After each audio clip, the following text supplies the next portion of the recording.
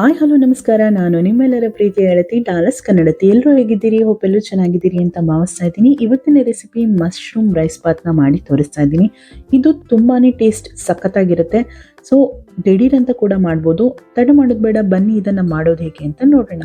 Rice Baat ಮಾಡೋದಕ್ಕೆ ಮೊದಲು ಮಸಾಲೆನ ರೆಡಿ ಮಾಡ್ಕೊಳ್ಳೋಣ. ಒಂದು ಪ್ಯಾನ್ಗೆ ಒಂದು 2 ಟೇಬಲ್ ಸ್ಪೂನ್ ಆಗುವಷ್ಟು ಎಣ್ಣೆ ಹಾಕೊಂಡಿದ್ದೀನಿ. 1 ಟೇಬಲ್ ಸ್ಪೂನ್ ಆಗುವಷ್ಟು ಸೋಂಪು ಕಾಳು ಹಾಕೊಂಡಿದ್ದೀನಿ. ಹಾಗೆ 1 ಟೇಬಲ್ ಸ್ಪೂನ್ ಆಗುವಷ್ಟು ಧನಿಯಾ, ಸ್ವಲ್ಪ ಮೆಣಸು, ಹಾಗೆ ಒಂದು 8 ಲವಂಗ, ಒಂದು ಸ್ವಲ್ಪ ಚಕ್ಕೆ ಹಾಕೊಂಡಿದ್ದೀನಿ.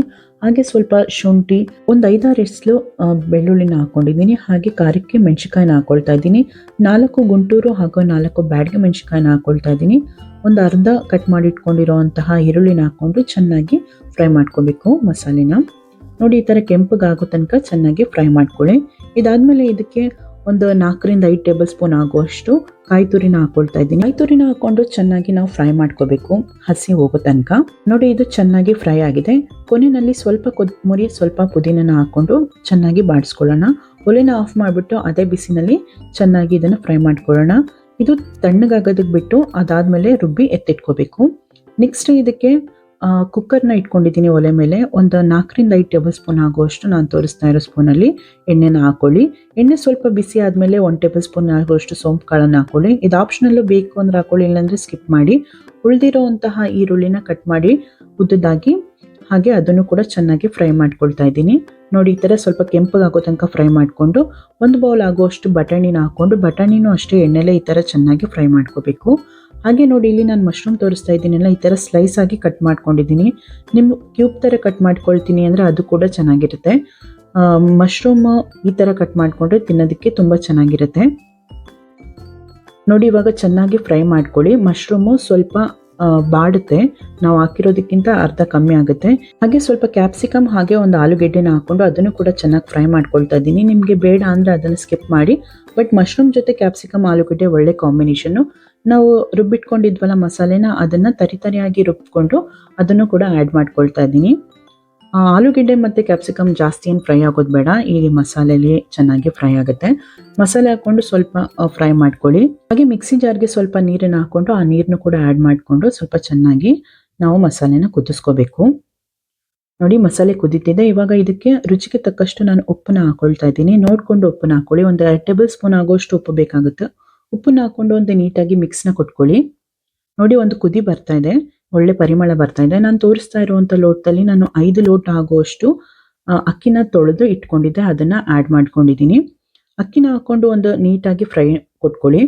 ನಾವು ನೀರನ್ನು ಎಷ್ಟು ಬೇಕೋ ಅಷ್ಟನ್ನು ಮೊದಲೇ ನಾನು ಬಿಸಿ ಮಾಡಿ ಇಟ್ಕೊಂಡಿದ್ದೀನಿ. 5 ಲೋಟಕ್ಕೆ 10 ಲೋಟ ಆಗುವಷ್ಟು ನೀರನ್ನು ನಾನು ಬಿಸಿ ಮಾಡಿ ಇಟ್ಕೊಂಡಿದ್ದೀನಿ. ಬಿಸಿ ಬಿಸಿ ಆಗಿರುವಂತಹ ನೀರನ್ನು ಹಾಕ್ಕೊಂಡ್ರೆ ಅಡುಗೆ ಬೇಕಾಗುತ್ತೆ.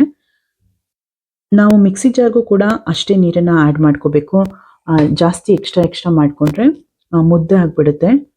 ಇವಾಗ ನೀರನ್ನು ಹಾಕ್ಕೊಳ್ತಾ ಇದ್ದೀನಿ. ಅಕ್ಕಿ ಒಂದು 2 ನಿಮಿಷ ಫ್ರೈ ಆದಮೇಲೆ ನೀರನ್ನು ನಾವು ಹಾಕ್ಕೊಳ್ಳೋಣ.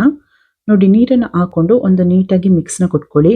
ಇಲ್ಲಿ ನಿಮಗೆ ಉಪ್ಪು ಖಾರ ಬೇಕಿದ್ರೆ ಅಡ್ಜಸ್ಟ್ ಮಾಡ್ಕೋಬೋದು. ಉಪ್ಪು ಬೇಕಿದ್ರೆ ಉಪ್ಪು, ಅಥವಾ ಖಾರಕ್ಕೆ ಇನ್ನೊಂದು ಸ್ವಲ್ಪ ಬೇಕಿದ್ರೆ ಅಚ್ಚ ಖಾರದ ಪುಡಿ ಬೇಕಾದ್ರೆ ನೀವು ಹಾಕ್ಕೋಬೋದು.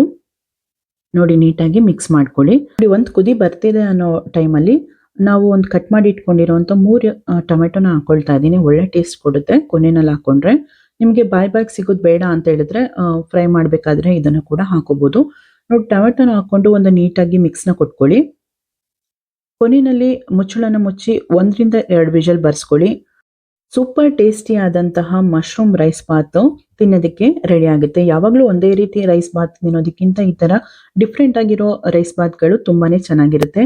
ನೋಡ್ತಾ ಇದ್ದೀರಲ್ಲ, ವಿಷಲ್ ಆರಿದೆ. ಇವಾಗ ನಾನು ತೆಗೆದು ತೋರಿಸ್ತಾ ಇದ್ದೀನಿ, ಎಷ್ಟು ಸಖತ್ತಾಗಿ ಕಾಣಿಸ್ತಾ ಇದೆ. ಇವಾಗ ಇದನ್ನು ರುಚಿ ಹೆಚ್ಚಿಸೋದಕ್ಕೆ ಒಂದು 2 ಟೇಬಲ್ ಸ್ಪೂನ್ ಆಗುವಷ್ಟು ತುಪ್ಪನ ಆ್ಯಡ್ ಮಾಡ್ಕೊಳ್ತಾ ಇದ್ದೀನಿ. ಹಾಗೆ ಕೊತ್ತಂಬರಿ ಸೊಪ್ಪು ಮತ್ತು ಪುದೀನ ಸೊಪ್ಪನ್ನ ಸ್ವಲ್ಪ ಸಣ್ಣದಾಗಿ ಕಟ್ ಮಾಡಿ ಇಟ್ಕೊಂಡಿದ್ದೆ, ಅದನ್ನು ಕೂಡ ಆ್ಯಡ್ ಮಾಡ್ಕೊಳ್ತಾ ಇದ್ದೀನಿ. ಇದನ್ನೆಲ್ಲ ಆ್ಯಡ್ ಮಾಡಿಕೊಂಡು ಒಂದು ನೀಟಾಗಿ ಮಿಕ್ಸ್ನ ಕೊಟ್ಕೊಳ್ಳಿ. ಮಸಾಲೆ ಮೇಲ್ಮೇಲೆ ಇರುತ್ತೆ.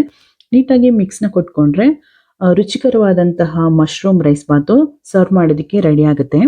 ಬನ್ನಿ ಇವಾಗ ಇದನ್ನು ಸರ್ವ್ ಮಾಡ್ಕೊಳ್ಳೋಣ. ಇದನ್ನು ಸರ್ವ್ ಮಾಡ್ಕೊಳ್ಳೋದಕ್ಕೆ ಒಂದು ಪ್ಲೇಟನ್ನು ಇಟ್ಕೊಂಡಿದ್ದೀನಿ. ನೋಡಿ, ಬಿಸಿ ಬಿಸಿಯಾದಂತಹ ಮಶ್ರೂಮ್ ರೈಸ್ ಬಾತು ನೋಡ್ತಾ ಇದ್ರೇ ತಿನ್ನಬೇಕು ಅನಿಸ್ತಾ ಇದೆ.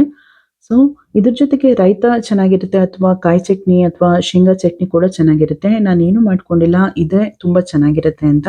ಸೊ ನೋಡಿದ್ರಲ್ಲ, ರುಚಿಕರವಾದಂತಹ ಮಶ್ರೂಮ್ ರೈಸ್ ಬಾತು ತಿನ್ನೋದಕ್ಕೆ ರೆಡಿ ಆಗಿದೆ. ಸೊ ಮತ್ತೆ ತಡ, ನೀವು ಕೂಡ ಒಂದ್ಸಲಿ ಟ್ರೈ ಮಾಡಿ ರುಚಿ ಹೇಗಿತ್ತು ಅಂತ ಕಮೆಂಟ್ನಲ್ಲಿ ನನಗೆ ತಿಳಿಸೋದನ್ನ ಮರಿಬೇಡಿ. ನಾನು ಮುಂದಿನ ವಿಡಿಯೋದಲ್ಲಿ ನಿಮಗೆ ಮತ್ತೆ ಸಿಗ್ತೀನಿ. ಇಷ್ಟೊತ್ತು ವಿಡಿಯೋ ನೋಡಿದ್ದಕ್ಕೆ ಎಲ್ರಿಗೂ ತುಂಬಾನೇ ಧನ್ಯವಾದಗಳು. ವಿಡಿಯೋ ಇಷ್ಟ ಆಗಿದ್ರೆ ಲೈಕ್ ಮಾಡಿ, ಶೇರ್ ಮಾಡಿ, ಹಾಗೆ ಕಮೆಂಟ್ ಮಾಡಿ. ಸಬ್ಸ್ಕ್ರೈಬ್ ಆಗೋದಂತೂ ಮರಿಬೇಡಿ. ಪಕ್ಕದಲ್ಲಿರುವಂತಹ ಬೆಲ್ ಐಕನ್ ಪ್ರೆಸ್ ಮಾಡಿ. ನಾನು ಮುಂದೆ ಹಾಕೋ ಎಲ್ಲ ವಿಡಿಯೋಗಳ ನೋಟಿಫಿಕೇಶನ್ ನಿಮಗೆ ಬಂದು ತಲುಪುತ್ತೆ. ಬಾಯ್.